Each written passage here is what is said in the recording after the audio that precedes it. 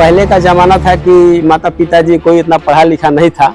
पढ़ाई लिखाई कहाँ हुई? प्रेम नगर जिसका नाम ही हो, जहाँ से जो पढ़ाई ही किया है, तो उसको तो प्रेम की परिभाषा में कहना ही नहीं। पढ़ाई लिखाई के बाद फिर आपने आजीविका के लिए क्या? तो फर्स्ट टाइम हमने 3 साल तक दिल्ली फरीदाबाद में था, हरियाणा में, और उसके बाद मुंबई में आना हुआ। तो फिर इन दोनों में सामंजस्य कैसे बिठाया आप? बाबू तुम गाना लिखना तो ऐसा लिखना जो समाज को शिक्षा दे। तो आपके लिखे गाने पहले किसने गाए? गाना लिखा कि तनिको लाज नहीं खे एकरा गतरिया में, बबुआ बस गइल बा ससुररिया में।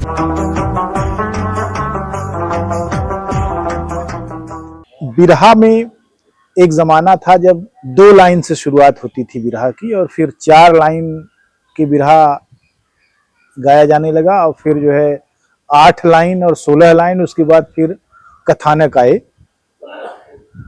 और कथानकों वाले बिरहे के बाद फिर तमाम सारा इतिहास और पुराण आया।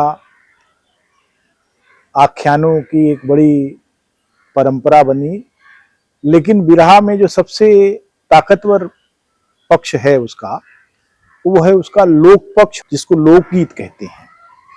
लोकगीत में वो सारा कुछ सन्निहित होता है जो हमारी जिंदगी के किसी एक पक्ष या पूरी जिंदगी के पहलू को सामने रखता है।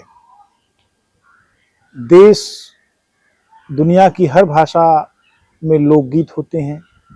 उन लोकगीतों में वहाँ की परंपरा होती है, और वहाँ के रीति रिवाज के साथ साथ मनुष्य का व्यवहार होता है, उसके दुख दर्द राग विराग सब कुछ होते हैं। और मैंने लोकगीतों को इकट्ठा करने की प्रक्रिया में जो सबसे मार्मिक पक्ष है वो है जंतसार गीतों का। मैंने बहुत सारी महिलाओं से और पुरुषों से जो कि जंतसार गा सकते हैं उनसे गवाया, और लगभग 45-50 के करीब जंतसार गीत मैंने इकट्ठा किया पूरे पूर्वांचल से। कुछ तो इतने मार्मिक हैं कि मत कहिए। भाई बहन का मामला हो, स्त्री पुरुष पति पत्नी सास बहू का मसला हो, या वेदना के और दूसरे पक्ष हों, बहुत मजबूत होते हैं। ऐसे ही कुछ लोकगीतों की जब बात चली तो हमारे सामने आए बलराम यादव, जो बिहार से ताल्लुक रखते हैं और बम्बई में अपनी आजीविका के साथ अपनी कला को संजो रहे हैं। तो बलराम भाई से हम आज बात करते हैं। स्वागत है आपका। नमस्कार, प्रणाम। कहाँ से आप आते हैं बिहार में? अच्छा, सबसे पहले तो मैं इस रामजी यादव आर्काइव चैनल के माध्यम से तमाम भोजपुरिया समाज, हमारे उत्तर प्रदेश, बिहार, झारखंड के जो भी हैं, सभी को मैं अपने तरफ से नमस्कार प्रणाम करता हूं, और बहुत बहुत धन्यवाद देता हूं आदरणीय हमारे रामजी भैया को, जो आपने इस लायक समझे इस समाज को, बिरहा को, लोकगीत के बारे में प्रचार करने के लिए, बताने के लिए कि हमारा बिरहा और लोकगीत क्या था, कहाँ से उत्थान हुआ है, क्या हुआ। मैं बहुत बहुत धन्यवाद करूंगा आपको कि आपने इस चीज पे उजागर करने के लिए कि आपने ये जो बीड़ा उठाया। और जैसे कि आपने पूछा कि आप कहाँ से हैं, तो सर हमारा घर बिहार में पड़ता है, रोहतास जिला, डेहरी ऑन सोन स्टेशन है, और गांव का नाम शेरपुर है जी जी। तो सर हम वहाँ से बिलोंग करते हैं। तीनों ही जगहें अपने आप में बहुत महत्वपूर्ण है। डेहरी ऑन सोन भी अपने आप में एक बड़ी जो है सोन नदी पर जी बना हुआ वो डेहरी का पुल जी जी है, और वो स्टेशन, और शेरपुर और रोहतास, सासाराम, ये सब तो वीरों की धरती है और क्रांतिकारियों की धरती है। तो वहां से आप आते हैं। तो आपका जन्म कब हुआ था? सर मेरा जन्म ऐसे तो पहले का जमाना था कि माता पिताजी कोई इतना पढ़ा लिखा नहीं था, तो एक्चुअल डेट तो कोई लिखा गया नहीं है, लेकिन अंदाजे के हिसाब से समथिंग 1983 के लगभग के हिसाब से कुछ है। जी जी। और लिखा हुआ तो कहीं नहीं है, लेकिन जो स्कूल के माध्यम से जो भी है यही है। तो पढ़ाई लिखाई कहाँ हुई? पढ़ाई लिखाई सर हमारा गांव में ही हुआ। गांव में ही स्कूल है, प्राथमिक विद्यालय, वहाँ पे पढ़ा। उसके बाद 3 साल 8वीं क्लास तक मोहन भागवत स्कूल है, वहां से हुआ। और उसके बाद एक हमारे यहाँ स्कूल का ही नाम है प्रेम नगर, लव सिटी इसको बोलते हैं कि लव सिटी। तो और उसका छलकता है अपने अंदर कि प्रेम नगर जिसका नाम ही हो, जहाँ से जो पढ़ाई ही किया है, तो उसको तो प्रेम की परिभाषा में कहना ही नहीं, क्या बताएं उसके बारे में। जी, तो पढ़ाई लिखाई के बाद फिर आपने आजीविका के लिए क्या? जी, आजीविका के लिए मतलब जानते ही हैं रोजमर्रा का जिंदगी। गांव में पहले जो आबादी था, जो सेवाएं थी गांव में, पहले तो अधिक जमीन हुआ करते थे, वो करते थे, और जो ज्यादा कोई जरिया ना होने के कारण हर किसी को घर छोड़ के जाना पड़ता है। तो फर्स्ट टाइम हमने 3 साल तक दिल्ली फरीदाबाद में था, हरियाणा में, और उसके बाद मुंबई में आना हुआ। अच्छा। तो सर यहाँ पे वसई है, थाना पालघर जिला हो गया अभी। वहाँ पे हमने कुछ मेहनत किया, स्ट्रगल किया 2-4-10 साल तक। उसके बाद एक अपना सेल्फ एम्प्लॉय के तौर पे श्री शक्ति इंजीनियरिंग वर्क्स है, उसी का मैं सेल्फ एम्प्लॉय हूँ, प्रोप्राइटर के तौर पे। बहुत जी जी। तो क्या बनाते हैं सर? इंजीनियरिंग लाइन का, मशीन से पार्ट्स का जो भी जुड़ा हुआ चीज हो उसका, मतलब कोई भी मशीन का, फार्मास्यूटिकल हो या प्लास्टिक का हो या कोई भी मशीनरी हो, उसका पार्ट्स। एक तरफ मशीन और दूसरी तरफ लोकगीत, दोनों दो विरोधी चीजें हैं, लेकिन गीत भी एक तरह की मशीनरी ही है। जी। और मशीनरी भी अगर देखिए तो संगीत खोजने वाला तो बर्नर चलाते हुए जलाते हुए भी एक संगीत खोज लेगा जी, और मशीन चलाते हुए भी उसकी लय ढूंढ लेगा। जी जी। तो फिर इन दोनों में सामंजस्य कैसे बिठाया आपने? सर, सामंजस्य वाली बात है, ये संगीत की बात है, ये पहले से जहन में था। जबकि मेरे गांव में या रिलेशन में या हमारे परिवार में कोई संगीत से रिलेटेड आदमी नहीं था, लेकिन फिर भी माँ सरस्वती की कृपा कहें, चाहे गुरुजनों का आशीर्वाद कहें, कि ऐसी धारणा, ऐसी व्यवहार हमारे अंदर आया, और हमने अगल बगल का गीत वीत सुना।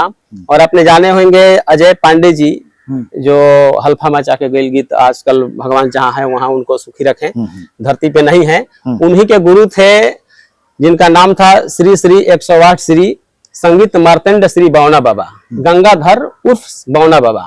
छोटे कद के थे, इसके लिए बावना बाबा उनको नाम जानते थे। तो वो उस टाइम पे जो भरत शर्मा, पवन सिंह, शिव कुमार जी, मुन्ना सिंह और शिव कुमार जी, ये लोग जो बड़े बड़े कलाकार थे, उन लोगों से कंपटीशन किया करते थे, प्रोग्राम हुआ करता था। मैं भी कई बार भरत शर्मा जी के साथ में, मुन्ना जी के साथ में बैठने उठने का मौका मिला उस टाइम पे। तो उसी टाइम पे वो बोले कि बाबू तुम गाना लिखना, तो ऐसा लिखना जो समाज को शिक्षा दे, क्योंकि उस दौर में यही सब गाने चलते थे। आज जो गाने आ रहे हैं मार्केट में, ऐसे गाने को अलाउड नहीं था उस टाइम पे। तो मैंने आपने लिखना शुरू किया? जी सर, वहां से कुछ। बहुत अच्छा। तो आपके लिखे गाने पहले किसने गाए, आपने गाए या दूसरे लोग? नहीं, हमने तो सर गाने का इंटरेस्ट ही नहीं था, लिखने का चॉइस था। तो मैंने गाना लिखा, पहले समाज वाला गाना लिखा कि तनिको लाज नहीं खे एकरा गतरिया में, बबुआ बस गइल बा ससुररिया में, छछनत बानी जा दूनो परानी, केहू नहीं खे देवे वाला एक लोटा पानी, देह चलत नहीं खे हमरो एह उमरिया में, बबुआ बस गइल बा ससुररिया में। ये गाना हमारे बावना बाबा जो थे, संगीत मार्तंडी जिसको बोलते थे, उनको बहुत पसंद हुआ, और बहुत बार, यहाँ तक कि हमारे गांव में कोई जानता नहीं था कि मैं इस लाइन में हूँ और ये काम मैं करता हूँ। उन्होंने मेरे गांव में ही प्रोग्राम हुआ और मेरे घर के बगल में ही वो गाना गाए, और अनाउंस करके जब नाम पे बुलाए तो दूसरे दिन मेरे से पिताजी बोले तो ये कब से करने लगा। खेत में थे हम लोग, गेहूं की कटाई कर रहे थे, तो बोले कि बावना बाबा जो गानवा गईलान बड़ा बढ़िया गौलान। हम कहने कि आप कहाँ है, तू कहाँ रहा? तो हम सुनत नहीं जा, तो नमो बोलना ना तो सुनाई हमारा। अरे बाप रे। तो और हौसला मिल गया कि जब ऐसे ऐसे सीनियर और गुरुजन जब हमारे गा रहे हैं तो इंटरेस्ट बढ़ता गया। तो ये सामाजिक चेतना से लैस गाने जो है जी आपने गाए, जी, समाज के दुख दर्द को उकेरने वाले गाने जी जी आपने। जी जी जी। तो कितने गीत लिख चुके होंगे आप? अब सर गिनती तो नहीं किया है, लेकिन अंदाजे के हिसाब से करीब 1800 के लगभग तो हो गए। बहुत बड़ी संख्या है, बहुत लोग। जी जी जी। तो कितने लोगों ने इसको गाया है? गाना सर गांव में, जैसे अब मैं नाम बताया जय पांडे जी का, बावना बाबा जी का, गीता रानी जी का, यहाँ तक कि उन लोगों ने गाना हमारा टी सीरीज तक भी लेके गए। अच्छा। 8-10 गाने। लेकिन जानते हैं आज तक पॉलिटिक्स हर जगह पे है। कहा नहीं जाए, संगीत में ऐसा पॉलिटिक्स नहीं है, ये नहीं कहा जा सकता है। तो वहां पे भी कुछ ऐसे हैं, टी सीरीज हो गया, कोई चंदा कंपनी था, वेब तो बाद में आया, रामा था, उस सब में नीलम था, उस टाइम पे गया, लेकिन कुछ मैं मुंबई में था और वहां पे कोई ऑब्जेक्शन लाने वाला नहीं कि इस गाने में क्या कमी है बताओ। गायकों ने खुद बताया कि अगर आप वहां पे रहे होते तो आपका गाना निगलेक्ट नहीं होता, वहां पे नहीं करते वो लोग, लेकिन अब कर क्या सकते हैं, मैं यहाँ था वहां था, भाई जाने दो। तो फिलहाल अभी क्या योजनाएं हैं आपकी? फिलहाल योजनाएं हैं, मतलब जब मुंबई में आया तो लोकगीत का, जैसे एक दो कलाकार हमारे वसई में ही संजय मिश्रा हैं, जिसको वसई का गौरव उपाधि दिया गया है, उन्होंने से लोकगीत लिखा तो वो गाए। उसके बाद जैसे इंद्रजीत भी आ गए, पप्पू आ गए, विक्रम मिले, ये सब मतलब संगीत में जितने जुड़े हुए हैं हमारे, और भी बहुत सारे विरहा जगत में तो कहना ही नहीं है, मुंबई में सभी से मिला और अच्छा खासा मतलब परिचय बना, और सभी को गाना जो भी गाए अच्छा पसंद हुआ। जैसे हमने लिखा था कि दुनिया उतरलस जेके प्रतिभा के आरती, वही देशवा के रहवैया हम उत्तर भारती। ये गाना लिखा जो इंटरटेन चैनल पे भी बजा था, इंद्रजीत दिया हमारे गवाह हैं इंटरटेन चैनल पे। और एक और था कि लाठी के ऊपर लिखा था हमने कि जेकर करेला बखान देखा पूरा हिंदुस्तान, बाटे पूरा भोजपुरियन के शान लठिया, लेके रण में जो डटे कब वो पीछे नहीं हटे, यह दुश्मन से करेला ऐलान लठिया। क्या बात जी, लाठी के ऊपर पूरा गाना है। अच्छा है आदमी के स्वाभिमान का, और खास तौर से जो हमारा श्रमजीवी समाज है और जिसकी नियति में विस्थापन लिखा हुआ है जी जी कि देश में तमाम सारी जगहों की, राज्यों की अर्थव्यवस्था को वह बनाएगा जी, लेकिन खुद अपने ही राज्य में वो भीख मांगकर खाएगा, इस तरह की स्थिति है। आपने बहुत अच्छा काम किया है, रचनात्मक रूप से आप बहुत संपन्न हैं और आप में अभी बहुत लिखने का जज्बा भी है।